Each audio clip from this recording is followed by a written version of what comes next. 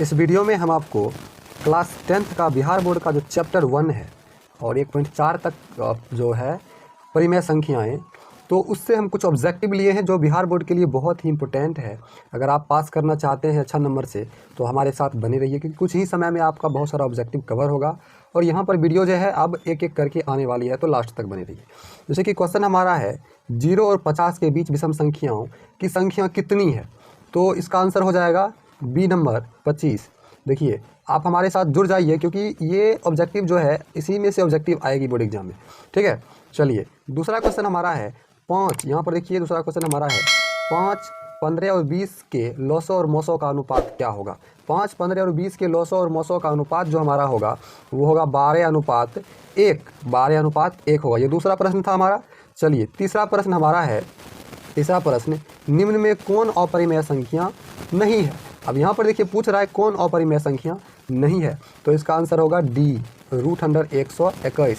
अब ये अपरिमेय संख्या नहीं, देखिए एग्जाम में बच्चे कंफ्यूज हो जाते हैं। अपरिमेय संख्या नहीं है मतलब क्या होना चाहिए, परिमेय होना चाहिए। तो √10 तो देखिए अपरिमेय है, 24 भी अपरिमेय, 35 भी अपरिमेय, लेकिन √121 का वर्गमूल 11 आता है, तो ये परिमेय है, अपरिमेय नहीं है। समझना है आपको। अगला आपका जो क्वेश्चन है वो है दो संख्याओं a और 18 का लॉसो 36 तथा मोसो 2 है, तो a का मान क्या होगा। मतलब दो संख्या है, एक है a और दूसरा है 18।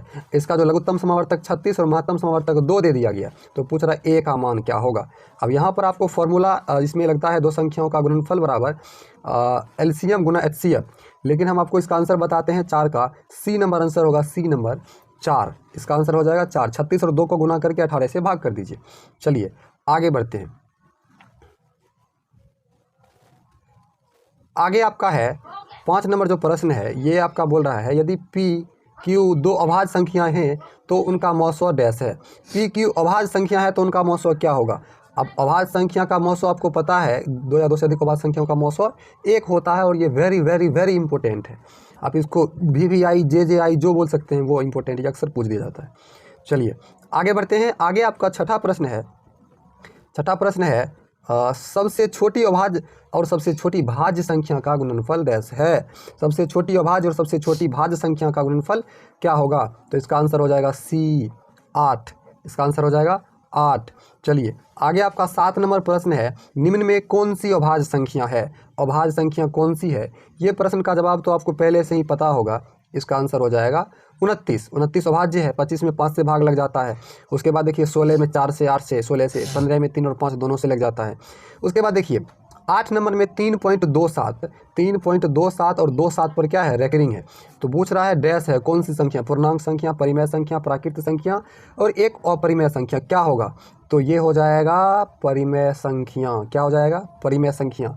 आप ध्यान से सबका जवाब देखिए, बस आपको देखते ही याद हो जाएगा। तो ये आपका फ़ायदा है कि मोबाइल चलाते चलाते आप ऑब्जेक्टिव की तैयारी कर लिए। बहुत सारे स्टूडेंट सीरियल में, फिल्मों में घुसे हुए रहते हैं, आप इसमें तैयारी कर रहे हैं। आप वीडियो को लाइक कर दीजिए, सब्सक्राइब कर लीजिए, क्योंकि ये तो पहला चैप्टर है। आने वाली और भी सारी चैप्टर में हम पूरा ऑब्जेक्टिव कवर करेंगे, और खुशी की बात यह है क्योंकि 100 ऑब्जेक्टिव है जो आप आसानी से सॉल्व कर लोगे। 9 नंबर का प्रश्न है, किसी पूर्णांक m के लिए सम संख्या का रूप क्या होगा।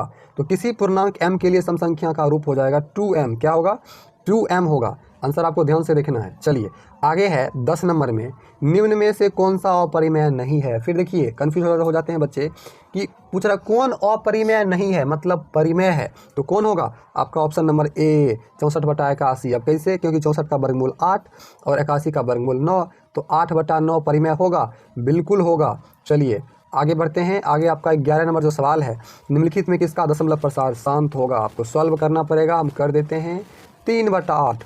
आपको तरीका बताया गया होगा कि हर के अभाज्य गुणनखंड में 2 और 5 के अलावा कोई दूसरा संख्या नहीं आना चाहिए। अब यहाँ पर देखिए 8 है, तो 8 को हम लिख सकते हैं 2 गुना 2 गुना 2, तो बराबर 8। हर के अभाज्य गुणनखंड में केवल 2 आया, अर्थात इसका दशमलव प्रसार क्या होगा, शांत होगा। चलिए आगे बढ़ते हैं। आगे आपका 12 नंबर प्रश्न आ गया। 12 नंबर जो आपका प्रश्न है, इसमें पूछ रहा है कि 6/15, 12 नंबर में 6/15 का दशमलव प्रसार डैश है। तो अब 12 नंबर प्रश्न का उत्तर होगा शांत। तो आप अभी तुरंत कहोगे कि सर अभी आपने बताया हर का अभाज्य गुणनखंड में 2 और 5 के अलावा कोई तीसरा संख्या नहीं आना चाहिए, लेकिन 15 जो है 15 का गुणनखंड करते हैं तो 3 गुना 5 आता है, तीसरा संख्या तो आ गया 3, तो कैसे शांत होगा। तो आप बुद्धि लगाइए, बुद्धि यहाँ पर आपको क्या लगाना है कि 6/15 है, तो काटेंगे 2 तिया 6, इसको काटेंगे 5 तिया 15 आ गया ना 2/5। तो हर में देखिए केवल 5 ही है ना, तो इसका दशमलव प्रसार क्या होगा, शांत होगा। समझ गए? चलिए समझदार हैं आप, वीडियो को लाइक कर दीजिए। आगे बढ़ते हैं। आगे आपका है 13 नंबर प्रश्न। 4 - √3 डैश है। अब 4 - √3 आपका क्या होगा, वो तो आप बिना देखे हुए भी बोल देंगे, अपरिमेय संख्या। ठीक है। आगे आपका 14 नंबर है, निम्नलिखित में कौन अपरिमेय संख्या है। अब कौन अपरिमेय संख्या है जिसका पूरा पूरा वर्गमूल नहीं निकले, क्योंकि ये आपका देखिए सी नंबर 3/5, क्योंकि 36 का इधर जो है 36 का वर्गमूल 6, 64 का 8, 6/8 परिमेय हो जाएगा। इधर देखिए 1 है तो 1 का वर्गमूल 1/81 का 9 परिमेय, 9 देखिए माइनस में 9 है, बट्टा में 49 का वर्गमूल 7 परिमेय हो जाएगा, लेकिन 3/5 का वर्गमूल निकलेगा ही नहीं। चलिए आगे बढ़ते हैं। आगे आपका क्वेश्चन नंबर 15। क्वेश्चन नंबर 15 आपका है, निम्नलिखित में कौन सी अभाज्य संख्या है। अब आप ही बताइए, अभाज्य संख्या आपको इसमें से कौन सा दिख रहा है। 6 में 2 और 3 से भाग लगेगा, 9 में 3 से, 15 में 3 और 5 से, लेकिन 11 में सिर्फ 11 और 1 के अलावा किसी दूसरा संख्या से भाग नहीं लग रहा है, तो 11 हो गया अभाज्य संख्याएं। चलिए अब जो आपका आ रहा है कि दो परिमेय संख्याओं के बीच कितनी परिमेय संख्या हो सकती है, ये क्वेश्चन जे आई है, मतलब जरूर आएगा। तो जरूर आएगा, तो इसका आंसर भी हम जरूर याद करेंगे, क्योंकि इसका आंसर हो जाएगा डी, अनंत। दो परिमेय संख्याओं के बीच अनंत परिमेय संख्याएं होती है। अगला आपका प्रश्न है, अगला 11/15 का दशमलव प्रसार डैश है। तो 11/15 का दशमलव प्रसार क्या है, तो ये चलिए हम जांच कर लेते हैं। तो इसका हो जाएगा 11/15 का दशमलव प्रसार अशांत। क्या होगा, अशांत होगा। अब आप कहोगे अशांत कैसे होगा, तो देखिए अशांत ऐसे होगा, क्योंकि यहाँ पर जो 15 है, 11/15, ये जो 15 है, तो 15 का गुणनखंड कीजिए, 3 × 5 आता है। तो 3 × 5 जो आया, तो 3 आया है ना, तो हर के अभाज्य गुणनखंड में 2 और 5 के अलावा तीसरा संख्या नहीं आना चाहिए। अगला आपका 18 नंबर है, निम्नलिखित में कौन अपरिमेय संख्या है, तो जिसका पूरा वर्गमूल नहीं निकले। अब जैसे कि आप देख लीजिए, इसमें से कौन अपरिमेय संख्या होगा। 18 नंबर का जो सवाल है, तो इसका हो जाएगा 2.5, ये क्या हो जाएगा, अपरिमेय संख्या हो जाएगा। आगे बढ़ते हैं।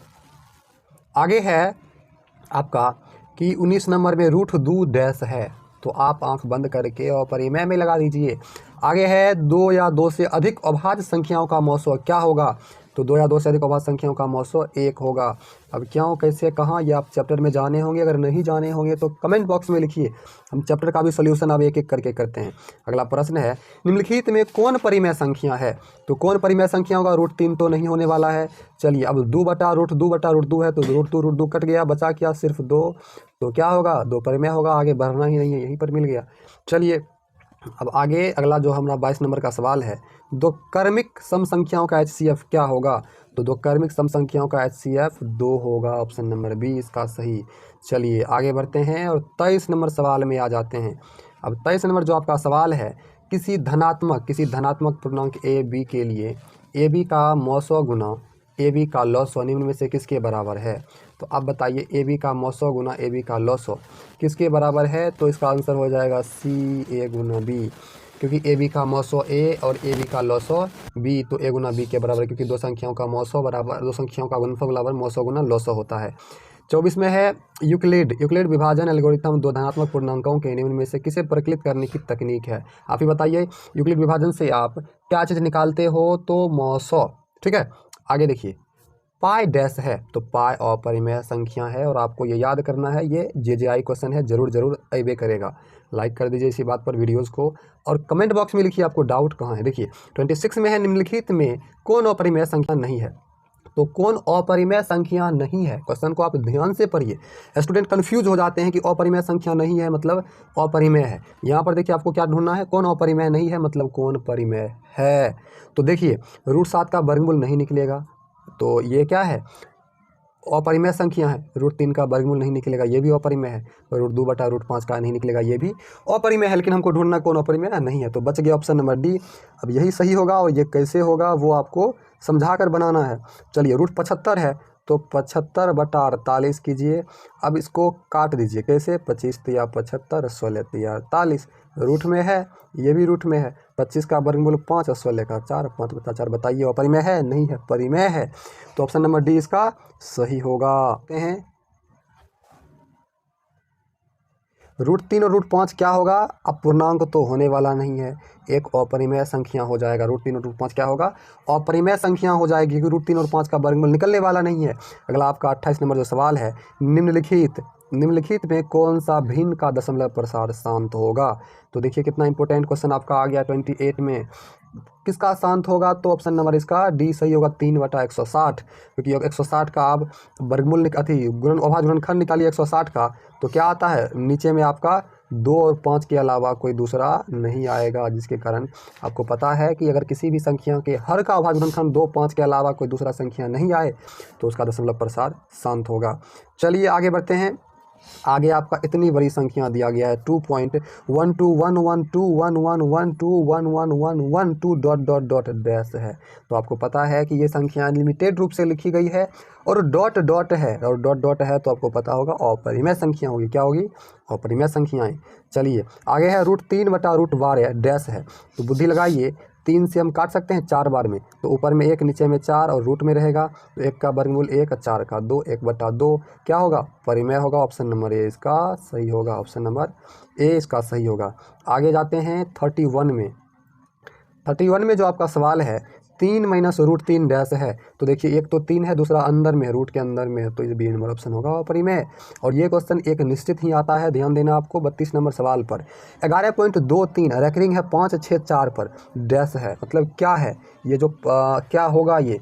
तो ये हो जाएगा आपका 11.23564 पर रेकरिंग है, तो 564 पर रेकरिंग है, तो इसका ऑप्शन नंबर सी हमारा सही होगा, एक परिमेय संख्या होगा। चलिए ये आप 1.4 का आपका चौथा सवाल है लगभग में। चलिए आगे आपका है 33 में 5.2333 डॉट डॉट डॉट है, तो ये पूछ रहा है कौन सी संख्या है, तो एक परिमेय संख्या है। अगला है 1/√7 कौन सी संख्या होगा? तो एक अपरिमेय संख्या, बंद करके मार दीजिए, गलत होने वाला नहीं है।